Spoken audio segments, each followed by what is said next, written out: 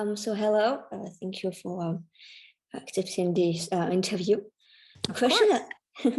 a question I like to ask to every performer is, what does performing, acting, or even writing or directing means to them? So, what does it mean to you being a performer, or like the path it has so far meant to you in a way? Well, I mean, for me, it's always been a way to express myself. I was really into acting when I was a little kid, and I was searching for what I was going to do with the rest of my life.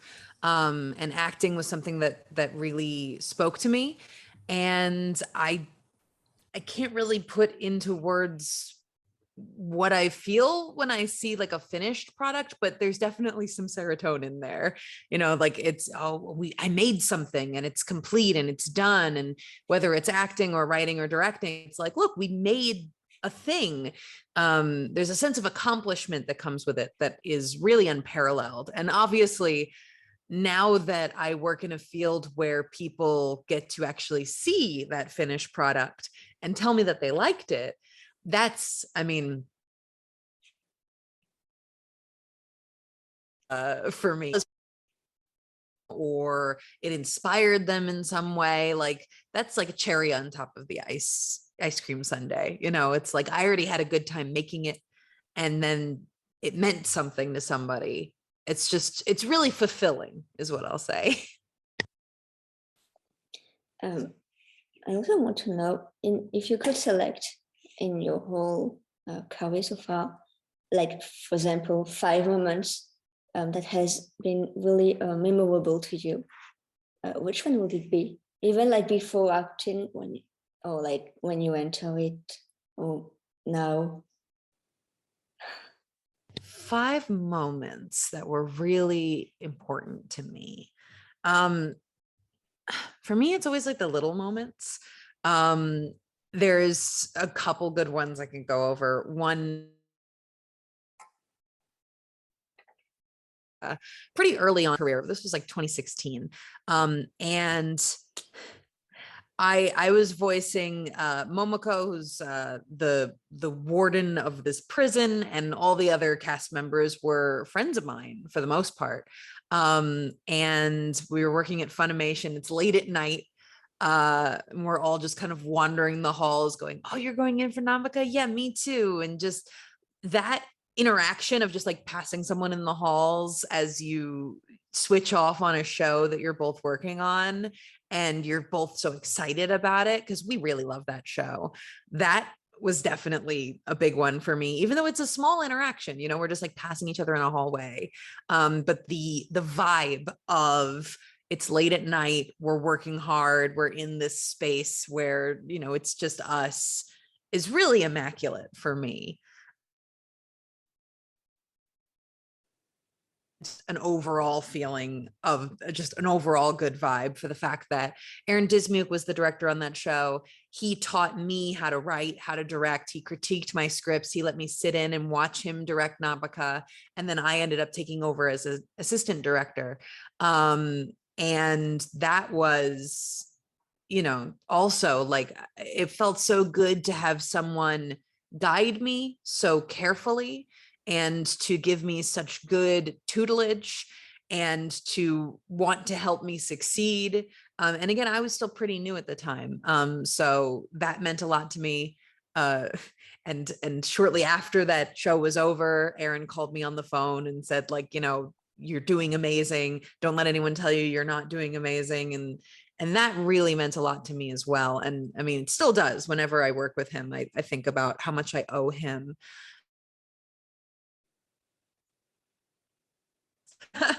I'll think of 2 more. I mean, the end of a show is always really impactful, especially when I'm directing. When I do my last session on Tribe 9, Adachi and Shimamura Kageki Shoujo, it's always so sad, but also so satisfying to be like, it's over, we finished it and we've created something complete. I mean, it ties back to that question of what performing means to me, to make something complete. The final session of any show is very, very meaningful. And then let me think of one more thing that was really good. I mean, I had a fan come up to me at a convention. This is a good one. She was in a wheelchair, and she said that my performance in Another World with my smartphone was, and she was like, I don't get to get out of the house much. I'm not very ambulatory. I can't really move a lot, but like that show, as well as another show, meant a lot to her. And I was like, oh, like this show that, I hadn't thought about it in a little bit because it was a couple of years old at that point. I was like, this show that, we recorded it a couple of years ago, and there's still people watching it and getting joy from it. And I think about her a lot. She like, we took a picture together and she drew me a little thing, and it was really, really nice. And those kinds of fan interactions, I mean, that's just one, but any fan interaction like that, where someone comes up and says, I really loved, this thing that you did a while ago. And I'm like, so cool that that thing still exists. It's not like a play where, as much as I like doing plays, once it's over, it's over. No one can see it again unless someone filmed it. But with a show, it exists in perpetuity forever, and someone can continue to enjoy it years after it was created. So that'll be my fifth moment. That really meant a lot to me. Nice, good to hear it. Speaking, because you mentioned with the directing, I'm really interested in like the behind the scenes, like how it works, and that part of the industry, let's say, too. So as when you're like, let's say, directing, how is the day, or like that day organized? Like how do you what do you pay attention to when maybe you directing someone who's playing some intense moment or like emotional moments, or like, just do you let them play, or do you let them play and then you direct them according to the moment you need? Yeah, so as far as the day is organized, I mean, every day is different. As a director who's also an actor, if I'm booked to act, I will take that portion of my day and section it off and say, I can't do anything from 2 to 4 p.m.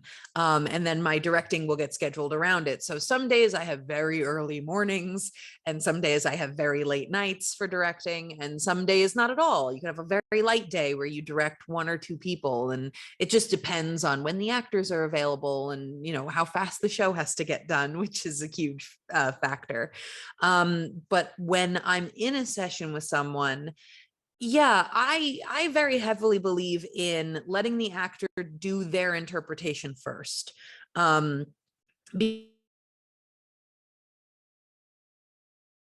It's not just to have their voice and so that you can puppet them around and, make them do it exactly the way you would do it. I find that that's a bad directing technique. The best directing technique is to go, I hired this actor for a reason. Let me hear what they bring to the table first. And then if there are small adjustments you need to make from there, you can direct them. You go, okay, I like that. I like the direction that we're going, but let's go bigger on the sadness, bigger on the anger. Let's pull back on the smile, whatever it may be. But adjusting from where the actor is already standing makes life a lot easier for both of you, because you're speaking their language at that point. You're going, I see where you are and how you're interpreting the scene. So I just need a small adjustment in this direction or that direction. Whereas if you come in and just go, do it like the way I would do it, you're giving them no context, nothing, and sounding hollow. If you think you're getting what you're getting, it's a lot more real sounding if you've given the actor all the context of what's going on in the scene and you've just let them do their interpretation. And then any small adjustment you make from there, they're making from a place of, okay, I'm already grounded in the scene. I already know the emotion. I've already felt what I need to feel to give this performance. Now I just make this small adjustment and we're there. Especially since, I hire actors who I believe are very talented. So to railroad them into my interpretation just stifles the potential for them to bring something really good to the table. So it's always worth my while to hear their interpretation first, because it's also possible I might like it better than whatever I was thinking I needed. So, there's no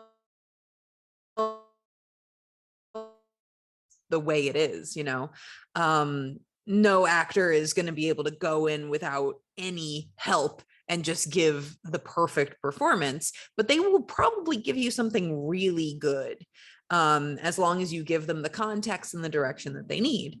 So I am of the mind of every session with an actor is a collaboration. I let them do their thing because that's what I hired them to do.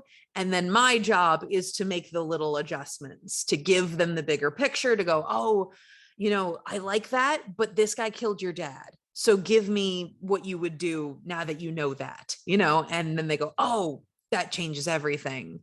And they give it. Even with like the voice of the character, sometimes someone will be like, I have an idea. Can I try something? And I go, yeah. And it might end up being exactly what I'm looking for. Working with different actors, letting them do their own thing. And then at the end of the day, deciding, okay, so the next day I have to do this, this, this, and that. And then the episode is done. So I have to review it.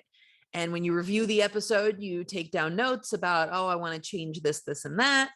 And then you ship it off to get mixed. And then it's also the director's job to review the final episode, make sure that there's no problems. And if there are any problems, we have to solve it.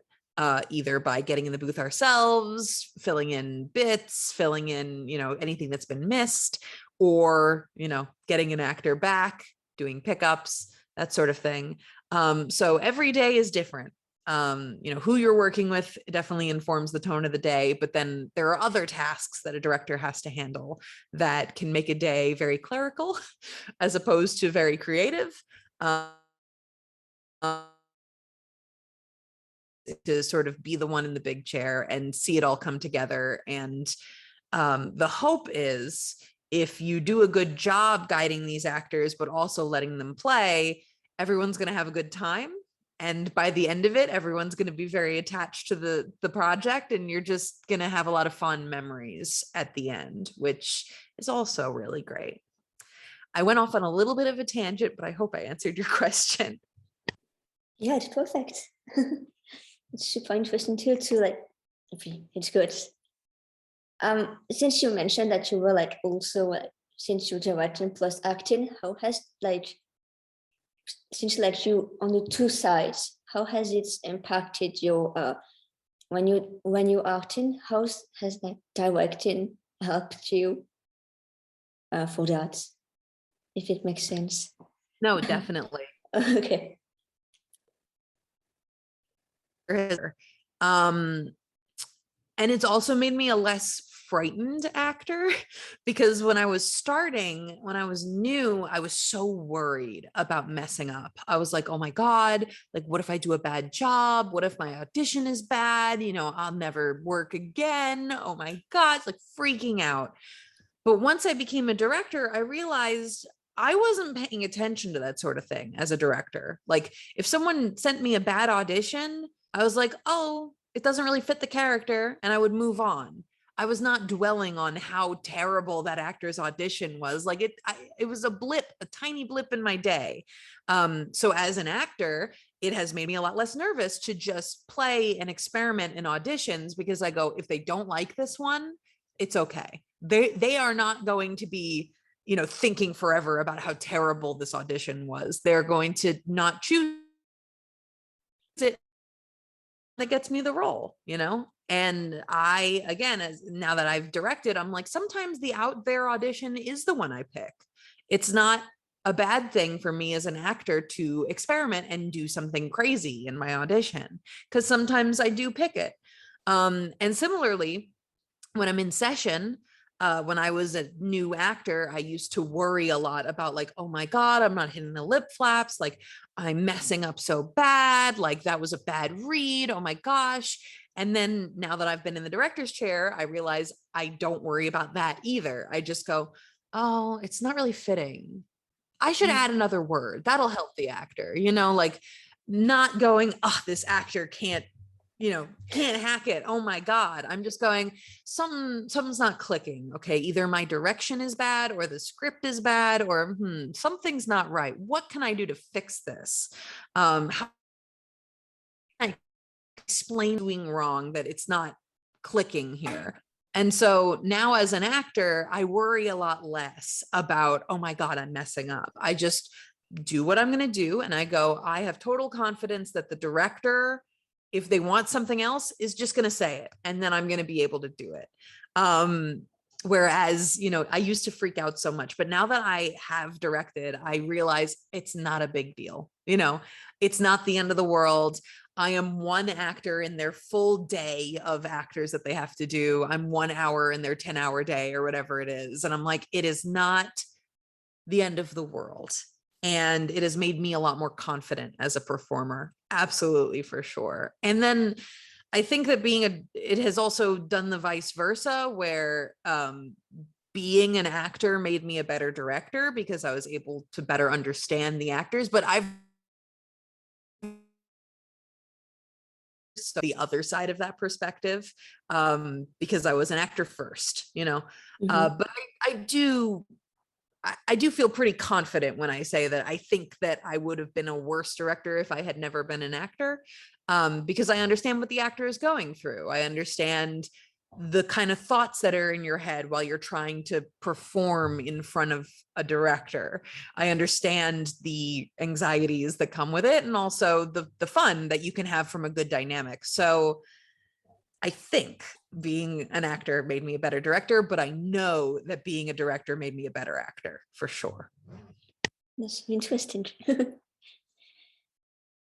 the past few years, it seems that there has been, I don't know, it feels like a big change in the technology or the way it has been approached. How has the latest or the technology changed the way you work? If it has changed the way you worked, either as a director or as a voiceover performer or even something else, if it did changed a way or slightly. Yeah, I mean, with the pandemic, a lot of stuff shifted to remote work, and basically meaning that the actor has a home studio and they just go into the home studio and connect with whoever the client is. Whereas it used to be that I would have to go into the studio if I ever wanted to do anything. And it's got its pluses and minuses. Obviously, the expectation of an actor to keep up their home studio, to have the best equipment, it can be pretty burdensome to people who can't afford to do it. Or, if you're busy all the time, just like, oh,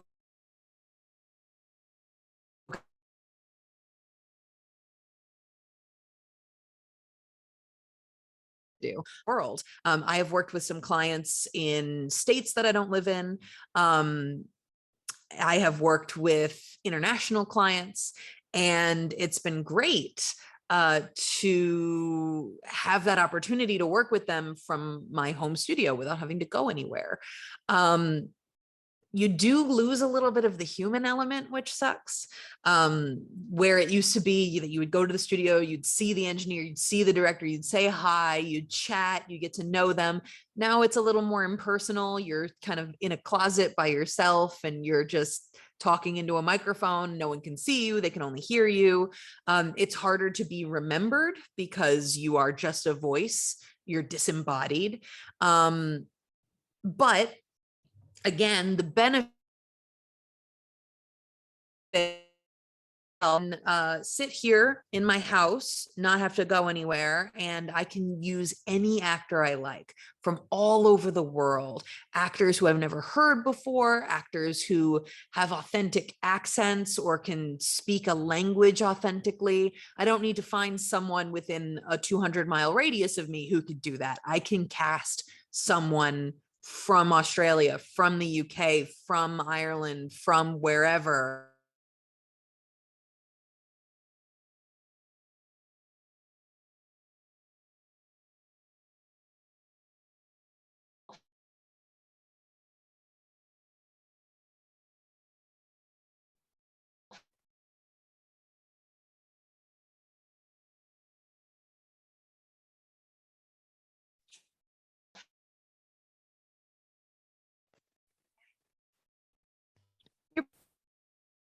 Hello.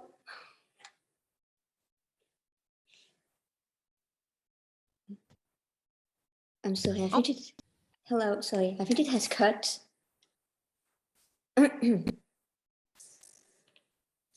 Sorry, I guess our internet connection is not great. You're lagging a bit. Yeah, sorry, I think it has cut some time before, sorry. It's okay. Did you get everything recorded, or do you need me to repeat any part of that last answer? I don't know, actually. I'm so, It's I'm, okay. I don't even know if that the really first part have been really recorded, to be fair. So yeah, but I mean, I'll repeat the last answer and then we'll just go from there. sure, if it's okay for you, I'm sorry. Oh no, it's okay. It happens, internet.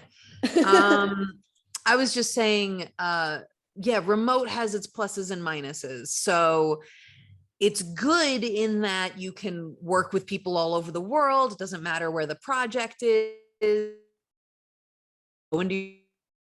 And perform and record on all kinds of cool stuff.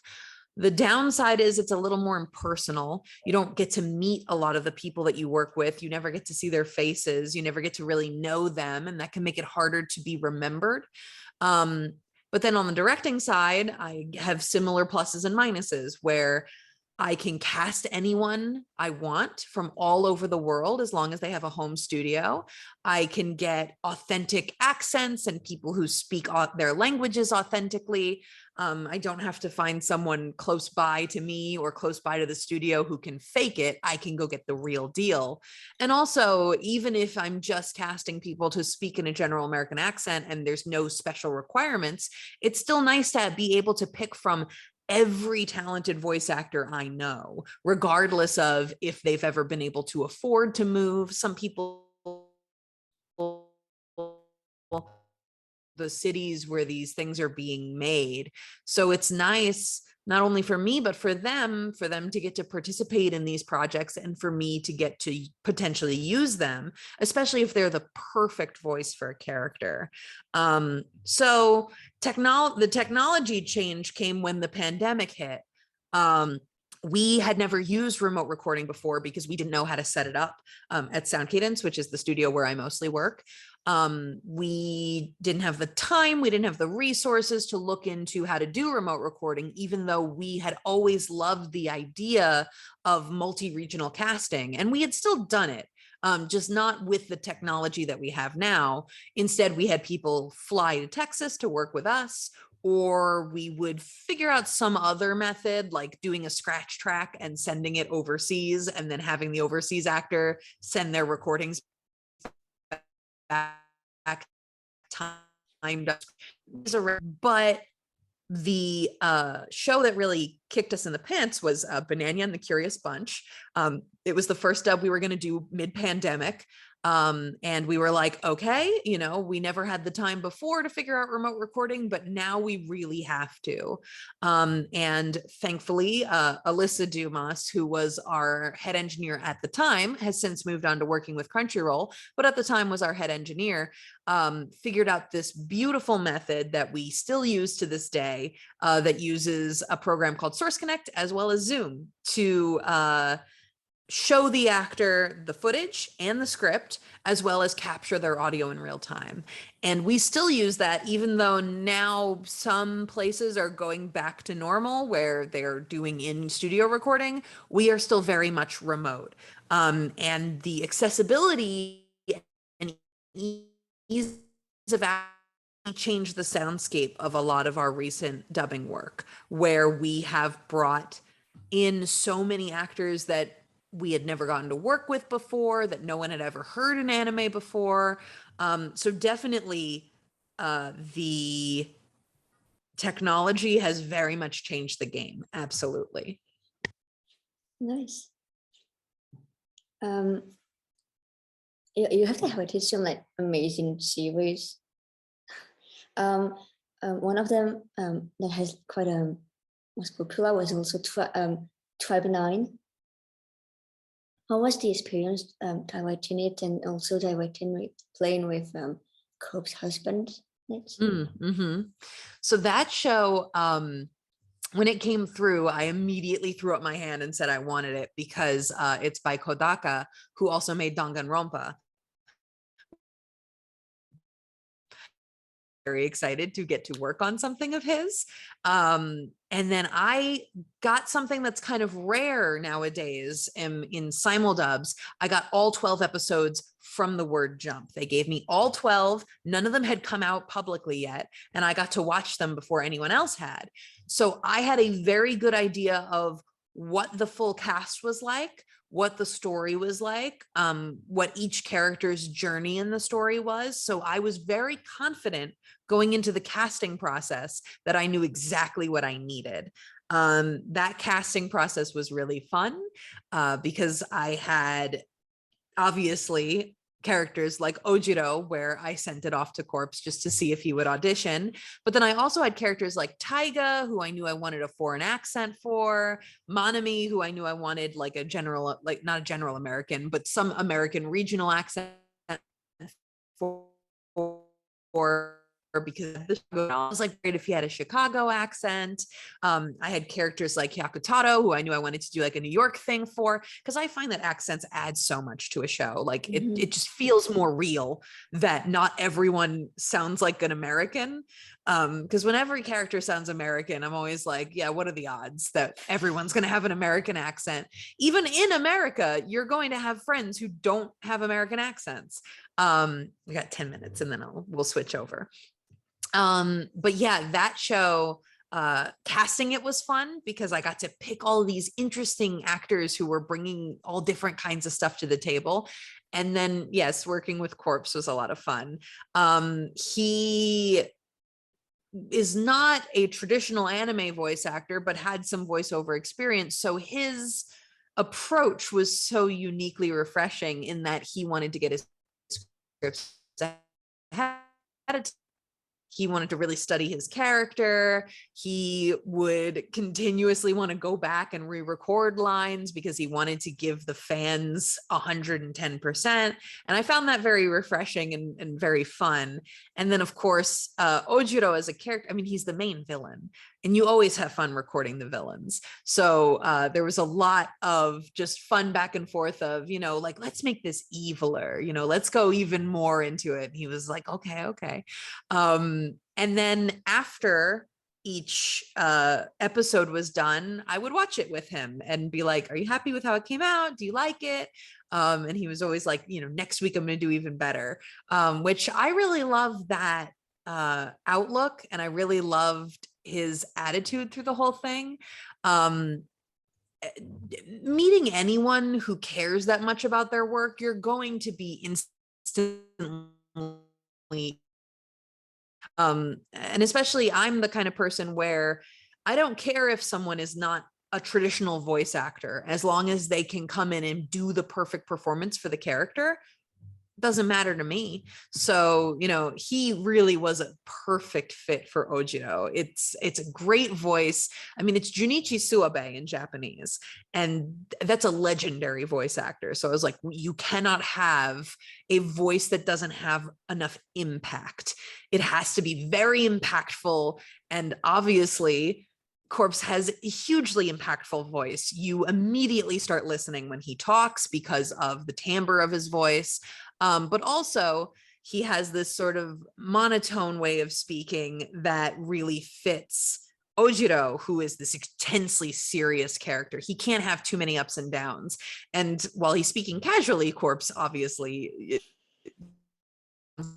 in his voice, that monotone, serious performance very, very well without a lot of extra effort. You know, it's very easy for him to do.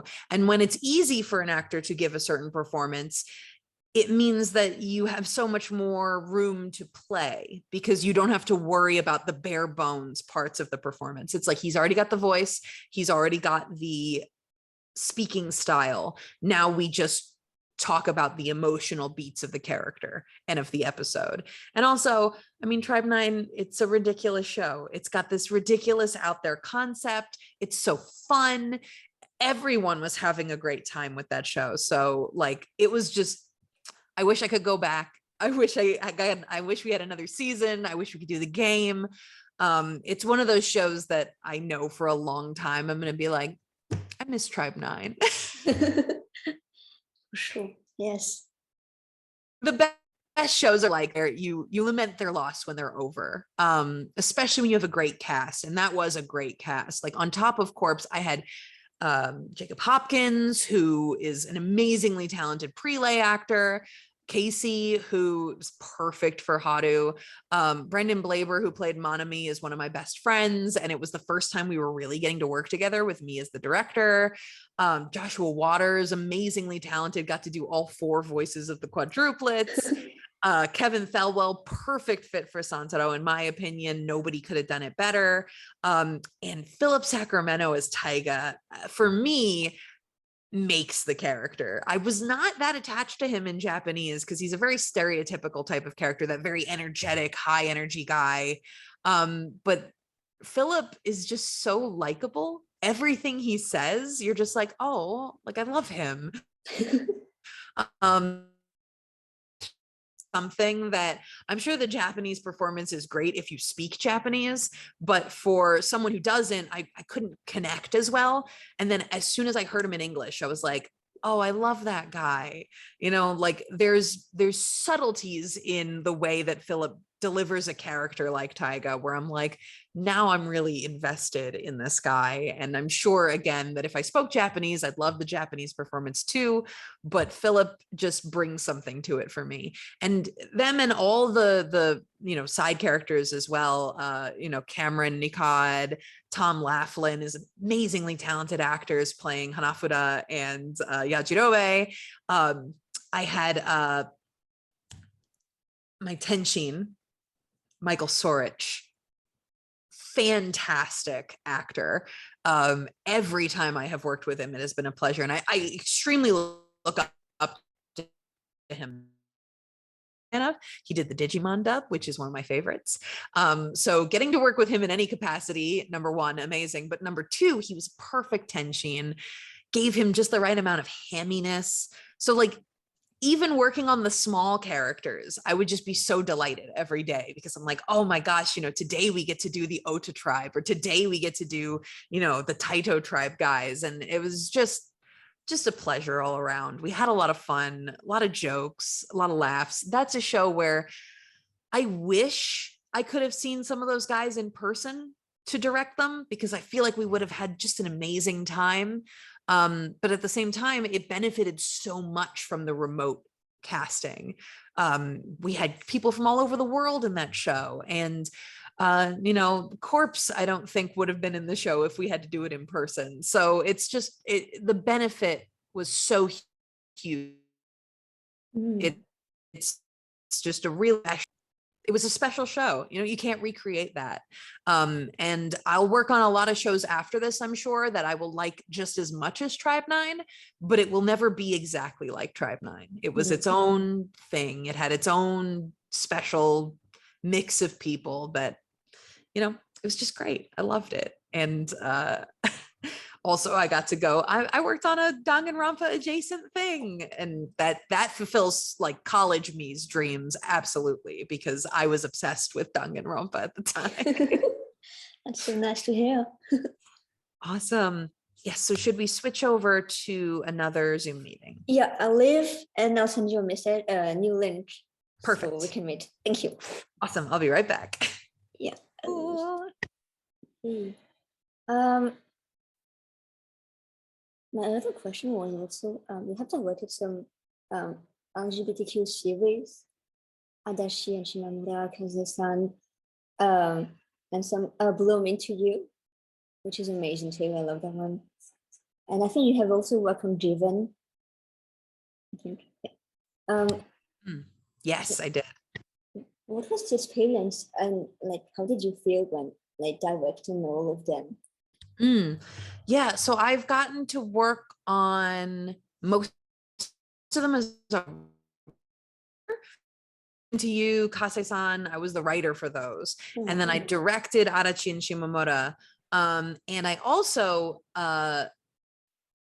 did everything, including being the producer for the Konodan collection, which is This Boy is a Professional Wizard and This Boy Suffers from Crystallization, which are both LGBT shorts.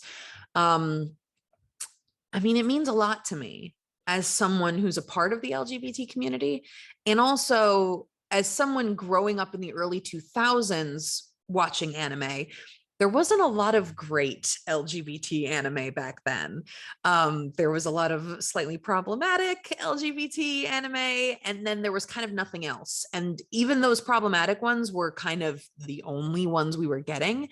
It was way less than it is now. And so just seeing them, and also that they are less of a problem than they used to be. I mean, it's just heartening, you know? And I feel that those problematic series, most of the time they didn't mean it, you know, they were just trying to tell a story. And oftentimes it would just, you know, in retrospect be like, oh, that's not really, you know, great. But when people are trying to represent people or, you know, tell a story that hasn't been told before, I have a lot of respect for that. So getting to work on all of these new ones is like the best of both worlds. You know, I get to do so much for representation, but at a point in time where the representation is better than it ever has been. So instead of having to fight against a current, it's more like I'm in the middle of this. And that is a benefit that I only get to enjoy because other people fought before me. And so there's a lot of history baked into it. And it's just cool to get to be a part of what it is now. It really also is cool getting to be one of the people that is the go-to for those kinds of series. It means a lot that people are willing to trust me with so many of these different series.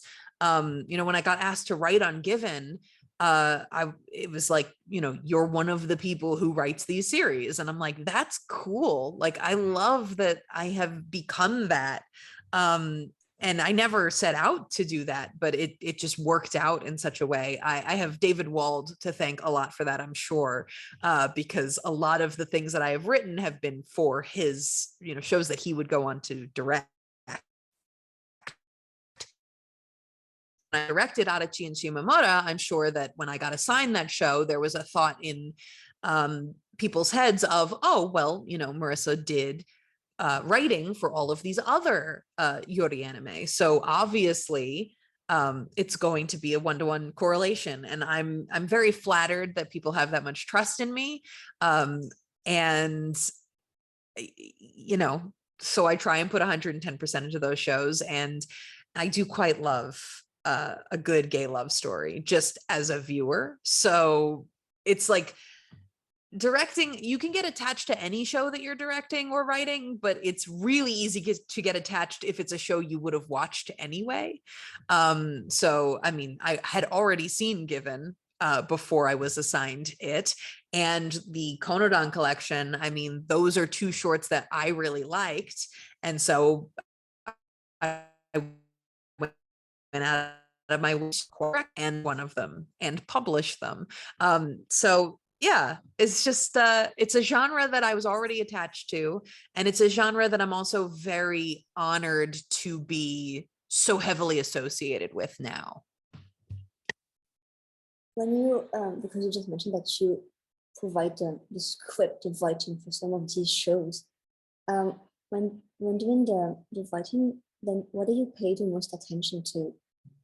Like, how do you, because I guess that if you have to make, like, Americanize it, but also like stay to the version of the original versions, but still make it like understandable for like an English public, let's say, how do you, and what do you pay attention to, if it makes sense? Yeah, for me, the most important thing when writing and adapting a series is that the vibe show is good on the other end. When you are too one-to-one with the Japanese, if you are just literally translating it, it can kind of ruin the vibe of a series, and make a series seem worse than it actually is, because you might end up with really wooden dialogue. For me, the most important thing is that anyone who watches the show should go, this is a great show, and not question the fact that it is localized. There shouldn't be any like, oh, I'm sure that was funny in Japanese. Oh, well, it should be just as funny in English. It should be just as heartwarming in English. It should be just as emotional, touching, dramatic in English as it was in Japanese. So for me, it's not about the literal words. It's not about what the subtitle says. It is about the feeling of watching the show and making sure that that feeling gets.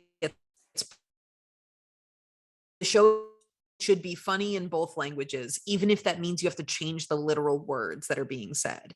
If a show is very epic and big and dramatic, the dramatic monologues shouldn't sound like Google Translate. They need to sound equally dramatic, in both languages. If I have a character who, for example, speaks in idioms or speaks in haikus, finding a equivalent in English so that you still get the same idea is extremely important. And I've said this to a lot of beginning writers too. I'm like, don't worry about the order in which they say things. As long as you eventually convey the same information, it's fine. You can completely change the order of a conversation as long as the same information eventually gets conveyed and you're giving the, if the feeling is not there, you've ruined it. You know, if it feels like a different show to watch it in English, you've ruined it. If it feels like a worse show, you've really ruined it. It needs to feel just as good. It needs to be just as engaging.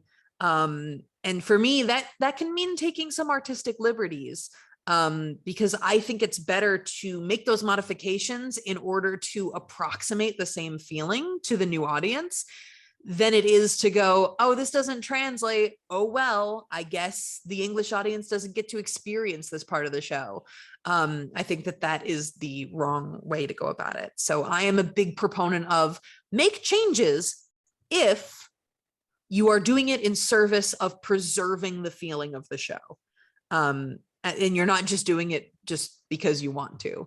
If you have an idea of this new version of the character that you're creating, and it is the same as how a Japanese audience would interpret the Japanese version of the character, then you're on the right track. You know, there should be an equivalence. If it's not exactly the same, it should be at least equivalent. And those artistic liberties can be what makes a show memorable to the audience that you are translating for. As long as you're not going completely left field and changing the vibe of the show. It's really about the vibe and the experience. Did you when working on a project, like for the I forgot my question, sorry. It will come back. Since you like on all the different sides, like writing, producing, sometimes assisting and directing and performing, were there any moments where you were like, or like which moments where you felt really overwhelmed and maybe emotional? Is there any like moments maybe for which you can talk about? I think the one that sticks with me the most was writing Bloom Into You. Because the main character of Bloom Into You is, I don't think she's asexual, but she is somewhere on that spectrum, and she is exploring herself through the course of the show. She's trying to figure out what her deal is. And when I was writing the first episode, I was like so attached to her journey, because the things that were written in the script, her narration, things that she said, teenager was a very similar experience to what I had experienced when I was her age. And by the end of the first episode, writing it, I was crying. I was like, this is, I knew that the show was amazing by the end of episode 1. And also that I was so privileged to have gotten to work on it, because that character spoke to me so brilliantly. And, I sent David Wald a message being like, oh my God, this show is me. Like, it means so much to me. And he cast me as Yu's sister from that. And I really appreciated getting to participate in the show as a voice actor as well as a writer, because it meant so much to me. But yeah, definitely. I mean, that's the one that sticks in my mind of me getting emotional. And also sometimes, because I guess there's like many projects coming at the same time, I guess sometimes I guess maybe sometimes overwhelming, like lots of things to deal with. Maybe how do you manage those moments like this? Sometimes not well. I have a tendency to bite off more than I can chew. So quite often I will end up with too many projects layered on top of each other. For me, it's just a matter of time management. I go, well, my acting gets scheduled when it gets scheduled, and my directing gets scheduled when it gets scheduled. And if I end up with a full day and that means I have to stay up all night writing, then I stay up all night, which is not great. But sometimes you do what you got to have to do in order to honor all of your commitments, because once I have made a commitment, it is my responsibility to see it through. So yeah. And there are times where I just go, I have to forego, leisure time and just plow through it. And I tempt myself with a vacation at the end. I go, it's going to be hard to manage all these projects on top of each other, but I will take a break at the end, and it will be multiple days, and I'll have a little mini staycation, and it'll be great. And I mean, that can motivate me to keep going. It's, again, not good. Much better to not take on too much and to manage better how much you're taking on. But sometimes you can't help it. You'll say yes to something and then it won't start for several months. And then by the time it comes back, you're suddenly really busy. It's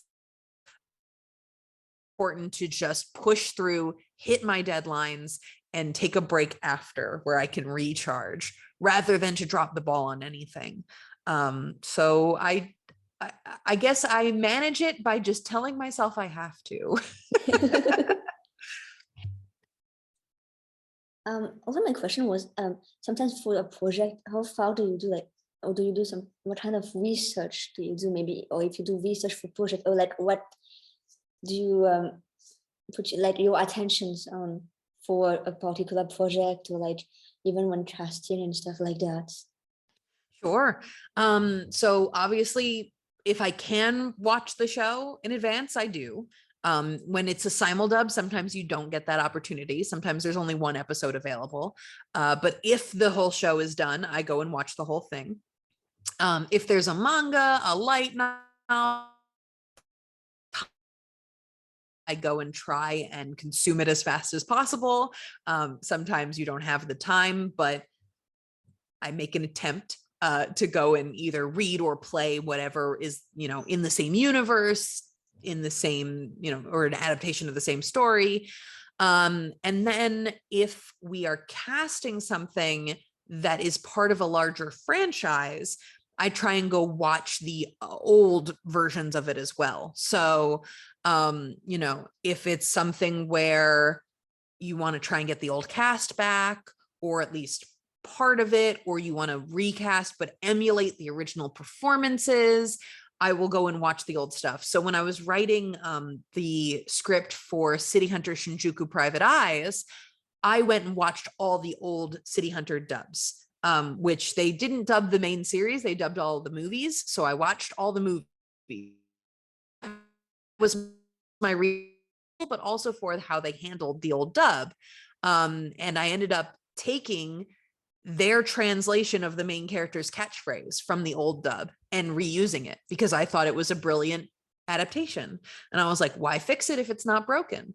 And when we premiered the dub at Otakon that year, people in the audience recognized my references to the old dub and were excited. There was like a visceral audience reaction when not only did he say the old catchphrase, but we made a reference to his old, the main character's old adapted name. They had changed his name from Rio to Joe in the original dub, and we referenced that. And people loved it. They were like, oh my God, that's the old dub. And I think it's important to do that sort of thing, especially if you're coming into a franchise out who love the show before you. They're the ones who are going to be the most hurt if you do, a halfway job. So it's important to immerse yourself in the franchise and get to know what people like about it, what they remember, what their nostalgia is for this franchise. And if you can incorporate that into the final product, it's just hugely beneficial because then you have done a good job by the people who loved it before you. So absolutely, I try and watch the old versions. I try and write with that in mind, direct with that in mind, cast with that in mind, because it's really important. Do you think there's some kind of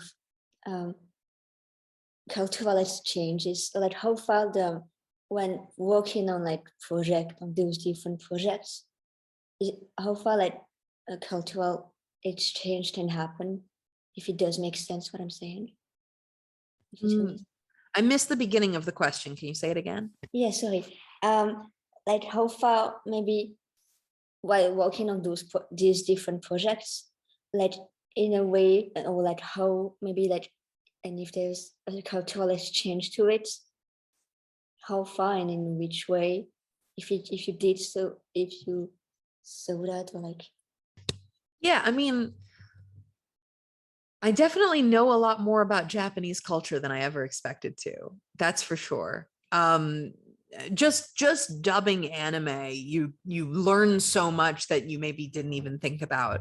And then when I find out that it really crazy to me. It's happened multiple times where I've gotten messages from Japanese viewers being like, I watched the show in Japanese, obviously, when it came out, but then I just saw the dub and I really liked it. And I never, I use it to practice my English, I've heard, which I thought was great. Or they said, I never thought, the good example, Kimono Friends is a show one of my first shows that I directed, and I love that show with all my heart. It is so cute. And I think that is the biggest example I've ever seen of Japanese people reverse importing the show so that they could hear the dub. A lot of people did. And, we had the main character, or there's two main characters, but Serval, the main friend, she says sugoi a lot in the original. And sugoi just means spectacular. It's just a normal word. But because she said it so much, it became her catchphrase. And when we were translating, I said, okay, so her catchphrase is sugoi. I really want something similar for the dub where it's clear that it's a catchphrase. But it can't just be a normal English word, I think, because then you're not going to understand that it's a catchphrase. So we ended up translating it as a meowsing, which is just different enough that you can catch on to that's her thing. She says a meowsing, and I got a lot of comments from Japanese viewers being like, we love a meowsing. It's so funny. We didn't think a normal word like sugoi would get such a translation, and it's just something interesting you never really think about until you see it happen, and you're like, oh yeah, I guess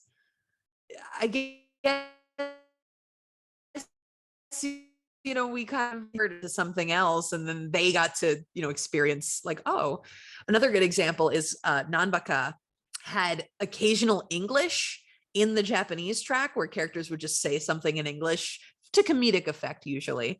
And Aaron Dismuke made the decision that I thought was brilliant to switch all of those English things to Japanese. So characters saying shut up in English in the Japanese version became urusai in Japanese in the English version. And the mangaka, the creator of the series, watched the dub and was like live tweeting it. And they were like, I was not expecting to hear urusai in the English version. So little things like that, where, you couldn't do that if you weren't making it for an audience that was tuned in to that kind of thing. So yeah, definitely there is a cultural exchange where you make dubs for English speakers, but you're making it for English speakers who know a lot about Japanese culture. So you can put those little in jokes in and everyone can enjoy it, the Japanese people who are watching the dub just out of curiosity, and the people who speak the dub's language all kind of are in on the joke. So yeah, 100% there is a cultural exchange element to it. Nice. You have mentioned some time earlier, like simuldub. I wanted to ask also, how has the simuldub program changed the way you work or like you adapt to work? Well, it's got its benefits and it's got its downsides. The benefit obviously is we're dubbing things as they are relevant. So the conversation is still going on around them. People are able to watch the dub, more fan engagement with the dubbed version, which is cool. But it does change a lot on the back end. You don't have episodes in advance most of the time, so you have no idea where the story is going, unless there is a manga that you can go and check out, or light novels. If there is no manga or light novels and it's an anime original, you have no clue where the story is going, what characters are going to be relevant. You just have to guess. And that's got its upsides and downsides. The upside is, as an actor, you have a bigger chance of booking a large role, even if you're new, because they go, well, I don't know how big this role is going to be. And if you're a good fit for it, you just get the role anyway, regardless of your experience. And then the director just has to help you through. So there's no instance of like, oh, the leads all know more experienced people and I'm not going to use new people. And then the new people will get the small characters, because those small characters might end up being very important. So as an actor, it's great. But then the downside is, you might cast someone as a character and then that character might turn out to be the opposite gender. I was working on a show where I thought my character was male and I was playing him as if he was male. And then it turned out he was female. Like a couple episodes in, I was like, oops. And luckily it ended up being a voice that still worked because it was my voice, obviously. But I was like, oh boy, I'm glad it worked out this time. There is the possibility for it to not work out. Or if it ends up being that a character is non-binary or asexual, or there's something important about their knew that was coming up, you might cast that character with someone who has that life experience so that they can bring this more authentic thing to the character. But if you didn't know that going in, then you just kind of have to deal with whoever you gave it to. And that can kind of suck.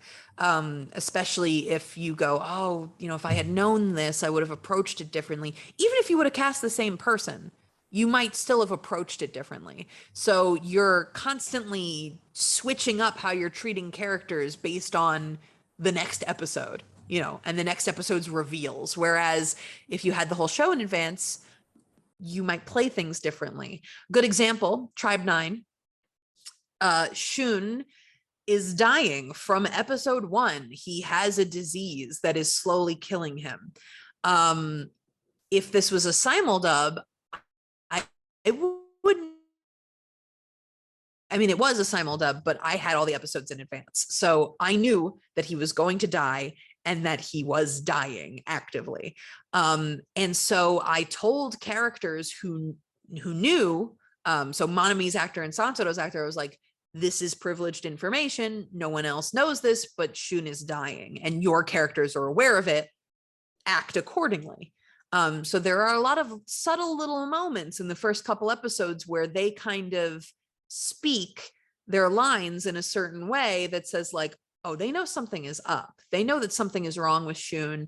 They talk to him and they say like, hey man, we're really worried about you. Like, you can't keep doing this. You can't, your body can't take it. And if I didn't know what was going on with Shun, if I hadn't seen all the episodes, I would be like, what the hell are they talking about? And it would keep it in those moments because like, oh, just do your best, I guess. But being able to know where the story was going, where the characters were going, I was able to give them that information. And it informed their performances.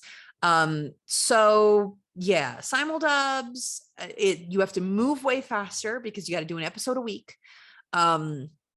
You have to adapt as new episodes and new information come at you and go, oh God, I hope we didn't completely, do it wrong in the earlier episodes.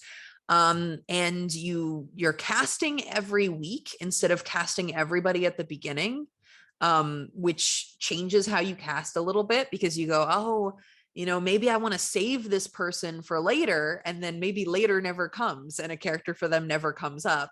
Whereas if you knew what all the characters were, you might go, oh, I know exactly where this person goes. Example where Shun and Kazuki are very similar characters. I could have easily flip-flopped those two actors if I didn't know each character so intimately. I might have made a different choice, but because I knew them completely, I was like, I feel very confident that, Jacob is perfect for Shun and John is perfect for Kazuki. Whereas I might have flip-flopped it if I didn't know. So yeah, it's harder to simuldub a show than it is to have all the episodes ahead of time. It's definitely harder, but it is nice when your dubbed version is coming out while everyone is still talking about the show. So it's got its benefits. But from a production side, it's almost which but you do what you got to do in order to get the dub out. I haven't heard the last part with the producing. Can you just repeat that part, please? Oh yeah, from where? When you were mentioning just the last part when the simulder when producing has his points. So I just said, it is pretty much exclusively challenges to make a simuldub.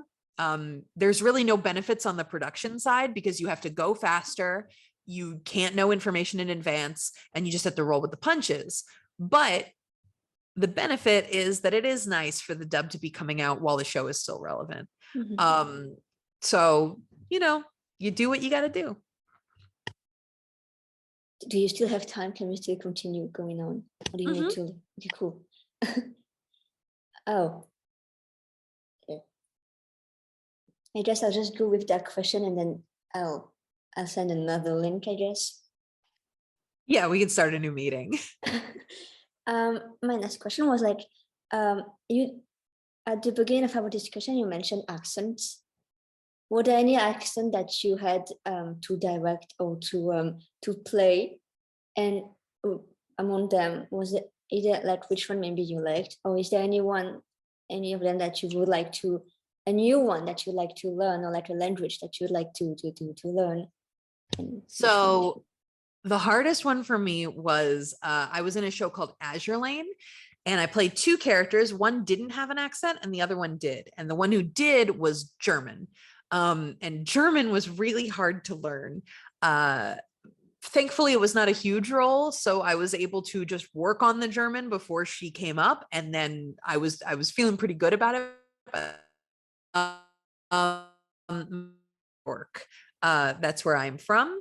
I mean, it's basically as natural of an accent as I could possibly do. I've only really gotten to do it once. It was in a game called Honey Pop 2. And I mean, I loved it. That's my favorite accent to do because it's home, you know, it's my home accent. And it's a very fun one as well. You know, that just, oh, she's got a little bit of a New York accent. It's just very cute. I love it.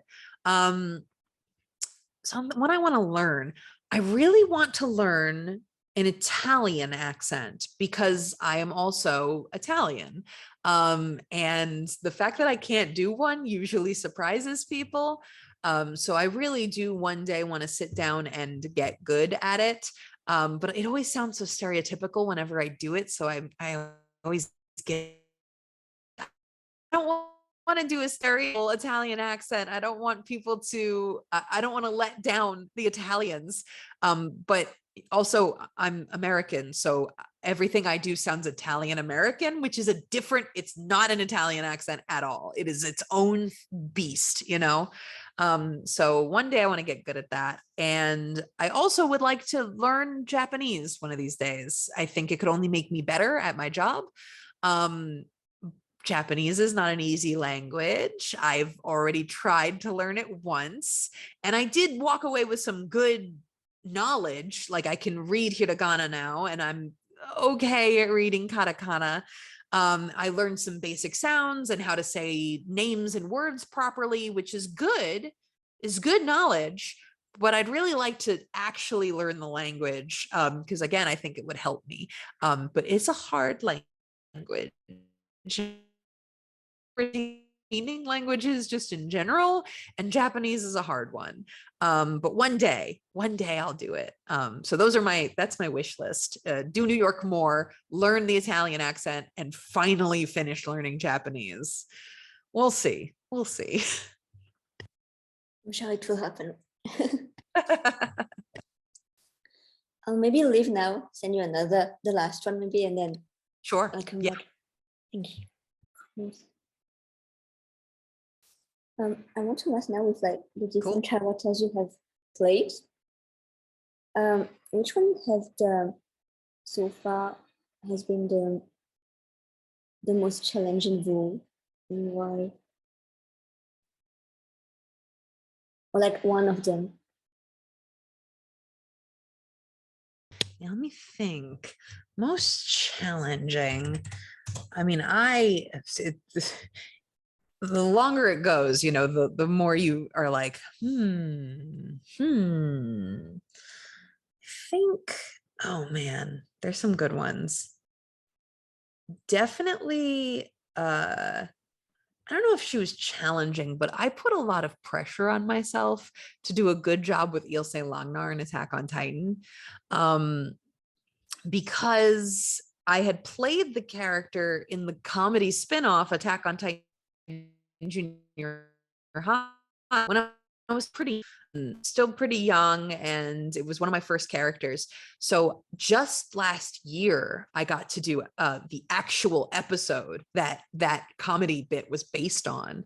And so I put a lot of pressure on myself. I was like, I got to do a good job. I got to put all the emotions into this. And so I put like a really strong emphasis on myself to do a good job.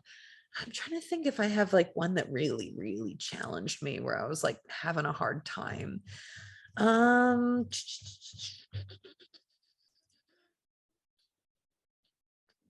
me scrolling through my own characters being like, which of these was hard? I don't know. Like every character has something that's hard, but for me, it's usually a mental thing. Like Ilya to really give the emotions. And then like Yuna in Kuma Kuma Kuma Bear was my first lead. So it wasn't challenging insofar as she was really a lot like me, where we have a similar attitude, and it was pretty close to my natural voice. So that wasn't challenging, but the challenge was getting over my own psyche of, oh my God, I have to do this right. Oh my God, I can't screw this up. Getting out of my own head, that was the challenging bit. I'm trying to think if I had a character that was just really exhausting or hard to play. No, I guess not. Like usually once you settle into a character, it's not that hard. It is all mental blocks that make a character challenging. So I'll go with those. Mhm. One role that the character that you have played that particularly struck me or like was really interested was the vampire of the blue moon in Vanitas. The voice you have used for Oh that. yeah.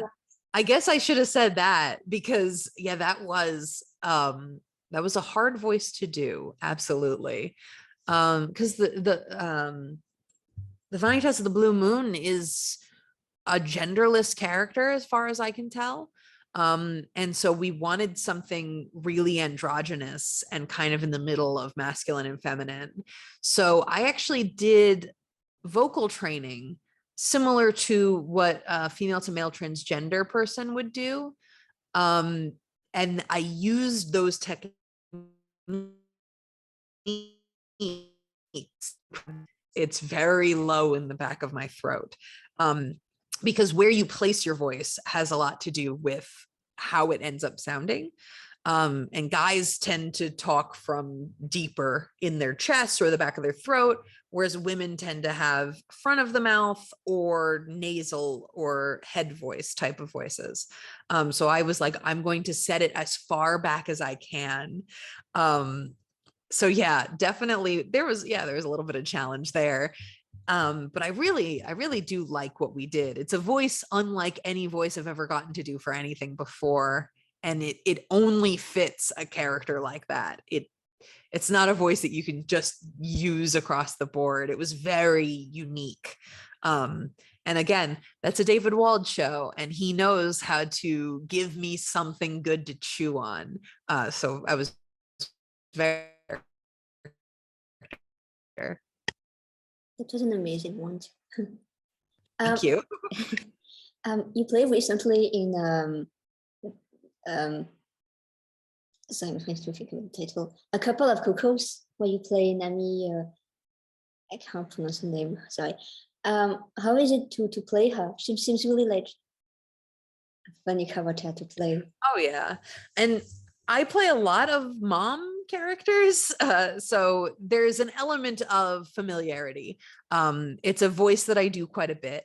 A lot of my mom characters end up sounding like her, but she's probably the most vibrant and interesting mom I've ever played. She's way more important to the story than most mom characters usually are. Usually they're just there to say, oh, honey, I packed your lunch, or to die tragically. But Namie gets to participate in the slapstick. She gets to participate in the plot. She's very funny. She's got a lot of funny bits. So yeah, definitely. I quite enjoy playing her as an elevated version of the mom archetype that I'm always playing. You also play in a Cutie Honey universe, Jill and Janet. How was the experience voicing her? Yeah. It was so interesting because the way that Sensei Filmworks records their anime is instead of going line by line, they play the whole episode and you voice act over top of the Japanese performance. So I never knew what was coming next with Cutie Honey. And Cutie Honey is an interesting show to do that method with because Cutie Honey is so out there and wild. So very often I'm explaining my evil plan and I have no idea what she's going to say next. And so I'm discovering it as I'm going, and I'm like, oh my gosh, like I had no idea what was going to happen. So that was a challenge insofar as I had to sound confident in whatever I was saying, even though I was hearing all of it for the first time myself. I was like, oh, I have to get that airborne element fixing device. And I was like, oh, I guess that's what I'm going after. I have no idea. But it was also like, I was in the moment for sure. Like the episode was happening at me and I was reacting to it as we were going. So it was a challenge insofar as I didn't know what was coming up next and I was reacting in the moment. But I also think that there was an element of exhilaration to dubbing it live. Which I had never experienced anything quite like that before.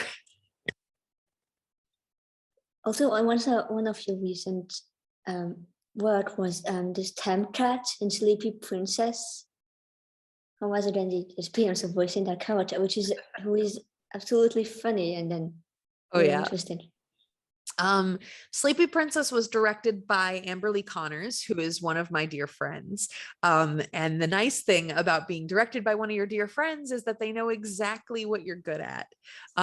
So Stamp Cat, is right in that pocket of the character I love to play that has two voices and is a little animal-like.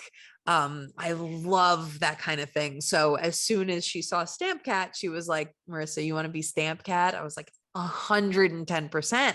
I want to be Stamp Cat. So yeah, just I'm this is favorite kind of thing to do. And it was such a short scene that it didn't take very long. The real meat and potatoes of being Stamp Cat was watching people react when the episode came out. That clip gets reposted quite a bit. And I'm very tickled by that fact because it's the only time Stamp Cat ever appears. And the fact that people repost that clip so often and find it so funny really warms my heart. Yeah, but it really was the shift in the voice and the sound. It really was funny. Thank you. You also in your directed, like the project you have directed for was Arte. How was the experience directing it? Well, Arte was the first to direct in the pandemic. So it was, very interesting to jump into directing a simuldub for the first time mid-pandemic. And I had to do it from home and I couldn't see my actors. And so that was a little bit tough, but as soon as I saw that we were getting that show, I was like, oh, me, because it was about Italy. And again, I'm Italian. So I was like, I want to do the Italian show. I want to do the Italian show so bad. And I wanted to cast a primarily Italian cast. And I did. Gianni Matragrano, Wayne Grayson, Michael Sorich, Doug Airholtz, all Italian actors. So I was like, this is, I want my Italian cast, my Italian show. I wanted to sprinkle Italian into the dialogue, which I know was a contentious decision, but it meant a lot to me. A bunch of cultures, but Italian is the one that I identify with the most. And it's the one that my family identifies with the most. And I got to show my family this show afterwards, and they were like, an anime about Italy. They had never heard of such a thing. So I was really attached to doing right by the pronunciations and the language and the culture, and then getting to share it with people and be like, it's my Italian show. And all of the actors who were in it, being like, we're in the Italian show. It just meant a lot to me. And also, the meat and potatoes of it is my main cast was amazingly talented actors. I had Felicia Angel, Gianni Matragrano, Wayne Grayson, and Erica Schroeder. Are you kidding me? Like, that's an all-star team. So every week was like easy, honestly.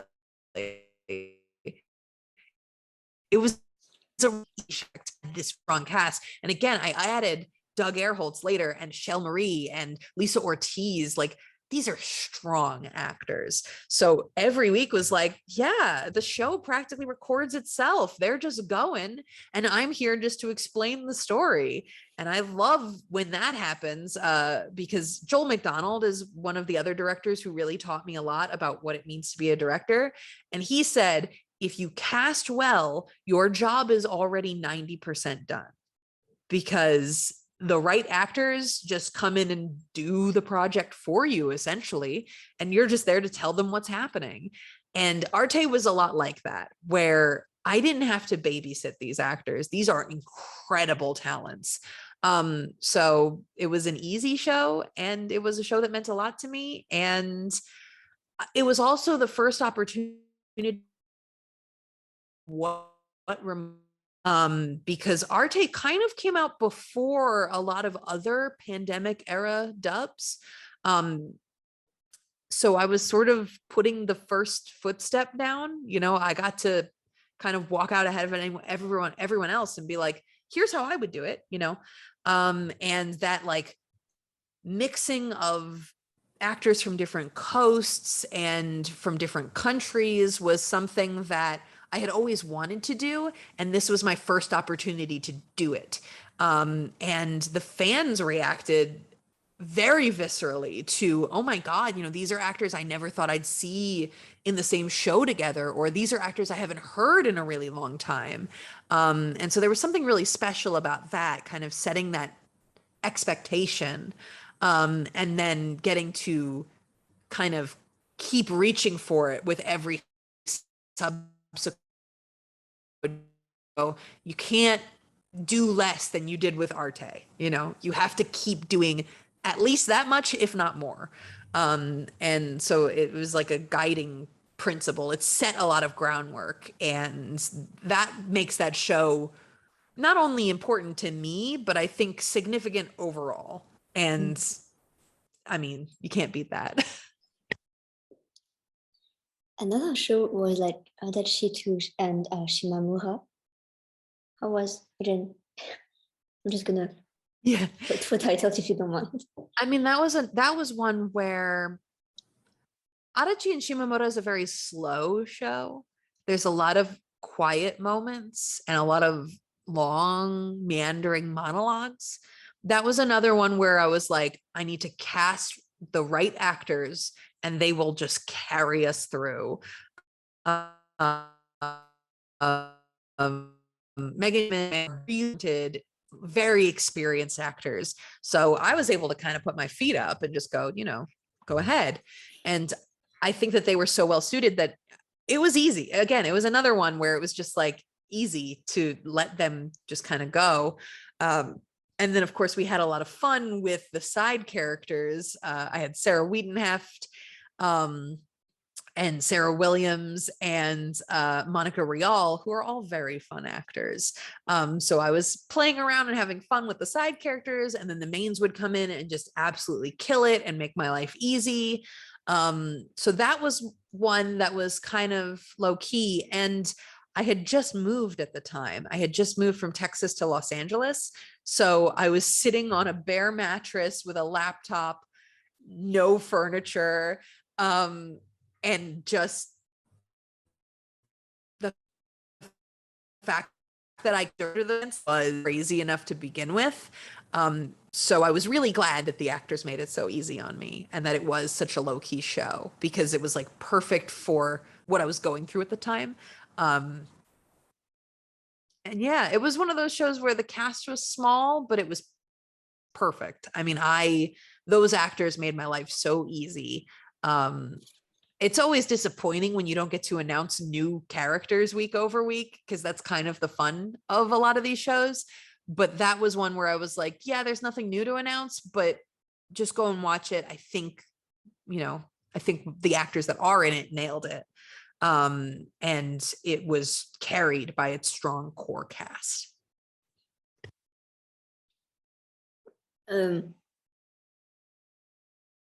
Do you usually break, does it happen like to break characters when you play or like when you direct? And generally, what is the most like cause for like breaking a character?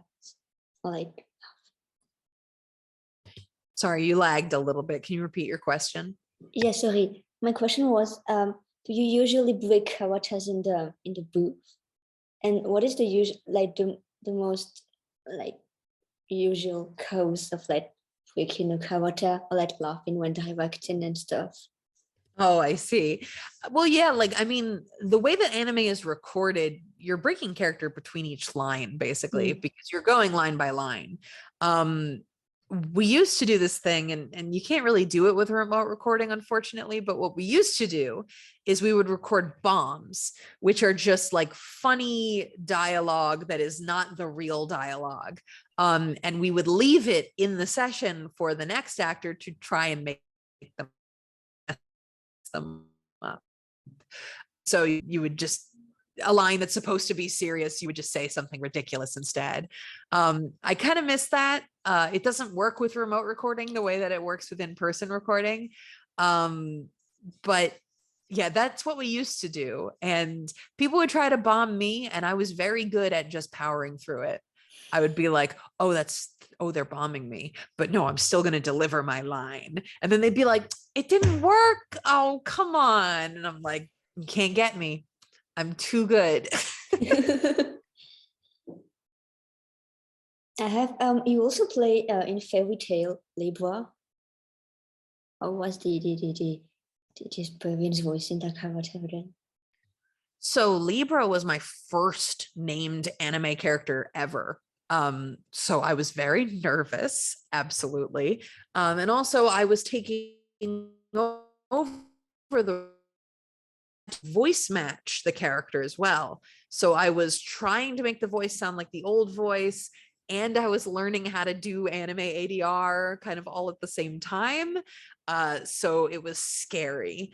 But then when we hit the Eclipse arc and she changed into Eclipse Libra, they were like, okay, now you can kind of do whatever you want because she's different now. She has transformed into this other form. And so then I kind of got to make the character my own, and that was really cool. And also, Libra wore a mask over her face, whereas Eclipse Libra's mask covers her eyes instead. So I had to learn how to do lip flaps on the fly. So it was stressful, but also very cool. And like, oh my God, as a new anime voice actor, I was like, my first role is in amazing. Like, this is a show that I knew people liked and I knew was really popular. So I was nervous but excited, and getting to announce that character was really exciting. And I mean, even now, it's been years and people still come up to me and say like, oh my God, Fairy Tale. And I'm like, yeah, Fairy Tale, it was my first show. So yeah, really special to me. I have another question. Then with the directing the parts, you have with Mirako-chan, no, directed it or like I was only assistant. the assistant director on. Okay, right. And assistant directing is like, you're not casting, you're not big picturing, you're just filling in when the main director is not there. So it was really just a matter of Mieruko this week. And if you let me assistant direct on your show, I am going to drop some ridiculous things in there. And I absolutely did with Mieruko-chan. Especially when it was me and Sarah Wiedenheft, because that's just gremlin energy right there. Absolute chaos. But yeah, I've assistant directed on a lot of shows, and it's how I got my start was being an AD for a bunch of different things. So Miyako is just one in a long line at this point. Yes. Yeah, I finished with my questions. All right. Do you want to add something else to all of this? No, I'm glad I was able to answer all your questions, and thank you again for waiting for me to be available to do this. I really appreciate